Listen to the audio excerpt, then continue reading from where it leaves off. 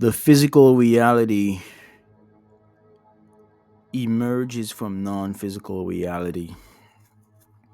When you think about the universe, there's a tendency to say that, well, sort of like physical reality is really all that exists, and in that the universe is pretty big, it's huge, and there's parts of the universe that humans will never get to see. It's basically unobservable, or maybe it is observable, but we will never get there because it's moving away at a speed that is just too quickly, and humans will never access that part of the universe.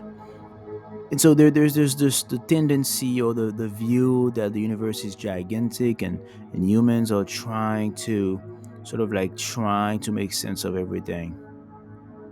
I kind of arrived at the conclusion that indeed, um, the physical universe actually emerges out of the non-physical world, and the non-physical world is actually much bigger than the physical world. If you ever close your eyes and you think about sort of infinity, you're like, well, infinity is not something you can visualize. So the best way to visualize infinity is to visualize just something that has no border. Has no border. It has no boundary. It's not bound. Okay. Which means whatever you see is what you see, and it's what your brain can show you. So it's what your consciousness can actually perceive. Okay. That's what your consciousness can perceive, which is fine. But if you think about the non physical world, it's basically that and more. If you think about what you can think of, your mind can think of an unlimited number of things. So that means that's what the non physical world is. It's infinite, it's unlimited, which means it's bigger than the universe. Because if you think about the universe, the physical universe means that there are physical things there, and there can only be so many physical things. Right? The number of physical things can only be so many, right? In terms of unique characteristics or features. But the non-physical world is basically infinite, and the physical world emerges out of it. It's a construct that emerges out of something that has no shape, no form, that is non-material.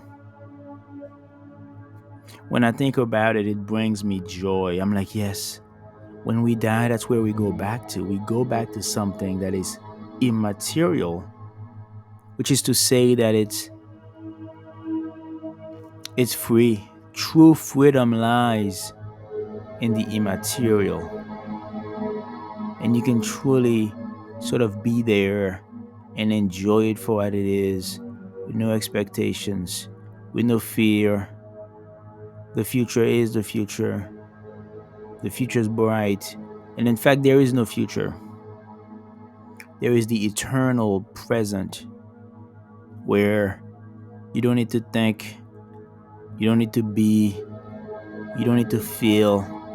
You just kind of experience life for what it is. In fact, it's not life. I wouldn't use the word life. I would say the better word I've come to use is the word existence.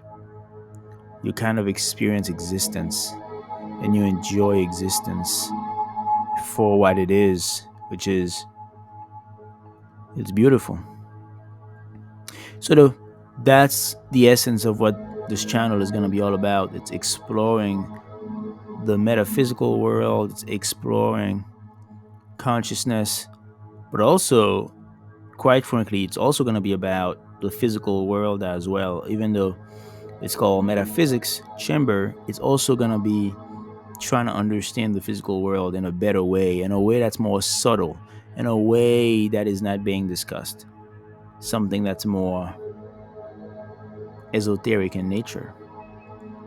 We're going to look at the structures that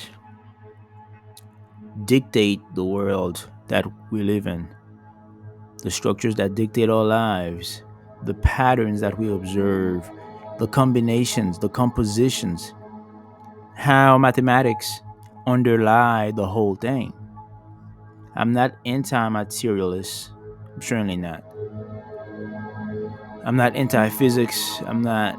I'm really not. But I'm trying to make sense of it all by deriving information from the non-physical world and the world of meditation and spirituality.